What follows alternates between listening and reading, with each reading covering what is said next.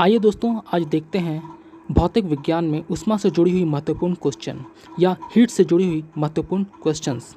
अगर आप इस चैनल पर नए हो तो लाइक करें, सब्सक्राइब करें और भौतिक विज्ञान से जुड़े हुए अन्य क्वेश्चन के लिए नीचे डिस्क्रिप्शन में लिंक दिया गया है। आज वस्तु को गर्म करने पर उसके अणुओं में कौन सी घटनाएं होगी? ऑप्शन इस प्रकार से है: चाल बढ़ जाएगी, ऊर्जा कम हो जाएगी, भार बढ़ जाएगा, भार घट जाएगा। तो जब हम वस्तु को गर्म करेंगे तो उसके अणुओं की चाल बढ़ जाएगी। इस तरह से हमारा ऑप्शन ए सही है। किसी वस्तु का ताप किसका सूचक है? ऑप्शन इस प्रकार से है: उसके अणुओं की कुल ऊर्जा का, उसके अणुओं की औसत ऊर्जा का, उसके अणुओं के कुल वेग का, उसके अणुओं के औसत गतिज ऊर्जा का। तो हमारा सही आंसर होगा ऑप्शन नंबर डी, उसके अणुओं के औसत गतिज ऊर्जा का। किसी वस्तु के ताप में वृद्धि का अर्थ है कि वस्तु की, ऑप्शन इस प्रकार से है: गतिज ऊर्जा बढ़ गई है, स्थितिज ऊर्जा बढ़ गई है, यांत्रिक ऊर्जा बढ़ गई है, उसमें ऊर्जा बढ़ गई है। तो हमारा सही आंसर होगा ऑप्शन नंबर डी, उसमें ऊर्जा बढ़ गई है।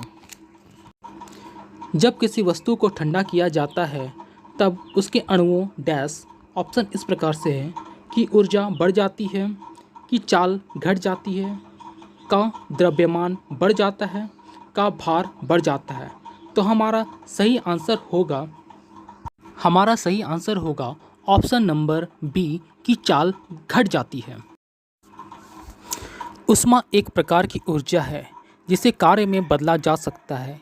इसका प्रत्यक्ष प्रमाण सबसे पहले किसने दिया था? ऑप्शन इस प्रकार से है: डेवी, रदरफोर्ड, सेल्सियस, फ़ारेनहाइट। तो हमारा सही आंसर होगा option number B, Rutherford.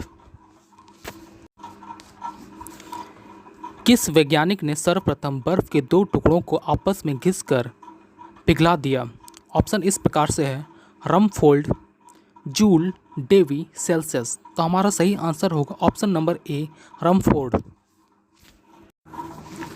SI system में तापमान की इकाई क्या है? ऑप्शन इस प्रकार से है: kelvin, degree Celsius, degree centigrade, degree Fahrenheit. तो हमारा सही आंसर होगा ऑप्शन नंबर ए, केल्विन। इनमें से कौन ऊष्मा का मात्रक नहीं है? ऑप्शन इस प्रकार से है: calorie, kilo calorie, joule, degree Celsius. तो हमारा सही आंसर होगा option number D, degree Celsius. ताप का एसआई मात्रक क्या है? ऑप्शन इस प्रकार से है: केल्विन, सेल्सियस, सेंटीग्रेड, फ़ारेनहाइट। तो हमारा सही आंसर होगा ऑप्शन नंबर ए, केल्विन। गर्मियों में तापमान 46 डिग्री सेल्सियस हो जाने पर भी ऊंट गर्मी में राहत महसूस करता है। ऑप्शन इस प्रकार से है: रेगिस्तानी पौधों की छाया में बैठकर, अपने शरीर के तापमान को 42 डिग्री तक बढ़ाकर, अपने शरीर में पानी का संचय करके, उपयुक्त में से कोई नहीं। तो हमारा सही आंसर होगा ऑप्शन नंबर बी, अपने शरीर के तापमान को 42 डिग्री तक बढ़ाकर। नेक्स्ट क्वेश्चन है: बर्फ पर दाब पड़ने से उसका गलनांक पे क्या प्रभाव पड़ता है? ऑप्शन इस प्रकार से है: गलनांक घट जाएगा, गलनांक बढ़ जाएगा, अपरिवर्तित रहेगा या फिर शून्य हो जाएगा। तो हमारा सही आंसर है ऑप्शन नंबर ए, गलनांक घट जाएगा। आइए दोस्तों, नेक्स्ट क्वेश्चन की ओर बढ़ते हैं। गैस तापमापी द्रव तापमापियों की तुलना में ज़्यादा संवेदी होते हैं क्योंकि गैस, ऑप्शन इस प्रकार से है: गैस की विशिष्ट ऊष्मा अधिक होती है, गैस का प्रसार गुणांक अधिक होता है, गैस हल्की होती है, या फिर गैस की विशिष्ट ऊष्मा कम होती है। तो हमारा सही आंसर होगा ऑप्शन नंबर बी, गैस का प्रसार गुणांक अधिक होता है। ताप युग्म तापमापी किस सिद्धांत पर आधारित है?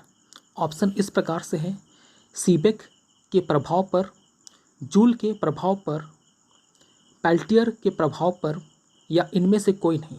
तो हमारा सही आंसर होगा सीबेक के प्रभाव पर। नेक्स्ट क्वेश्चन की ओर बढ़ते हैं। अत्यधिक ऊंचे तापों की माप किस तापमापी के द्वारा की जाती है? ऑप्शन इस प्रकार से है: प्लेटिनम प्रतिरोध तापमापी से, ताप युग्म तापमापी से, पूर्ण विकिरण तापमापी से, नाइट्रोजन गैस तापमापी से। तो हमारा सही आंसर होगा ऑप्शन नंबर सी, पूर्ण विकिरण तापमापी से। पूर्ण विकिरण तापमापी किस सिद्धांत पर आधारित है? ऑप्शन इस प्रकार है, सीबेक के प्रभाव पर, प्लैटियर के प्रभाव पर, स्टीफन के नियम पर, या फिर जूल के प्रभाव पर। तो हमारा सही आंसर होगा ऑप्शन नंबर सी, स्टीफन के नियम पर। इसी तरह के भौतिक विज्ञान तथा जीके से जुड़े हुए महत्वपूर्ण क्वेश्चन तथा रीजनिंग, मैथ्स से जुड़े हुए महत्वपूर्ण क्वेश्चन का लिंक मैंने नीचे डिस्क्रिप्शन बॉक्स पे दे दिया है। आप सब वहाँ जाके उन्हें देख सकते हैं।